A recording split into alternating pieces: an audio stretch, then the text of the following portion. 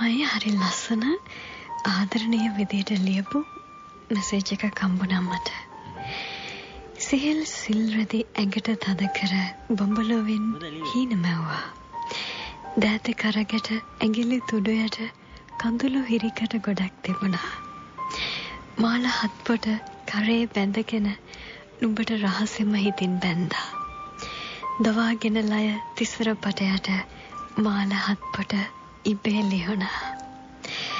පාට හත්කඩට පැලේ විසිරුණු තැන මගුල් පෝරුව අනේ වික්කා. නුවර වැව් සුළඟ එකබිඳ ඉරි තැලිය ලැමැද තෙමුවා. සුරාසල ළඟ තියෙන පුසුබට කඩල ගොට්ටක සුවය දැනුණා. නාය ගිය තැන් හෙමින් මකමින් ලේන්සුවෙන් උණු කඳුළු පිස්සා. ආලයක් තිබූ කැනඹි හිත් තුළ රාගයක් නැති සිනා රැඳුණා. රතුම තොල්වල පාට අතරට වෙරළු මල්වල සුවඳ ඇතුණා. පාළුවට ගිය සොහොන් කොත්වල ප්‍රේත පැල්මක් වැටී තිබුණා. කුමරියක් නැති මාලිගාවක වෙස්සගැනක හිත අරක් ගත්තා. හරිම ලස්සනට ලියලා තියෙනවා.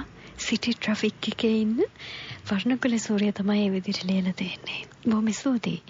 එහෙම බලද්දී ඇත්තට මාධුර්ය කියන්නේත් වන්දනාවක්.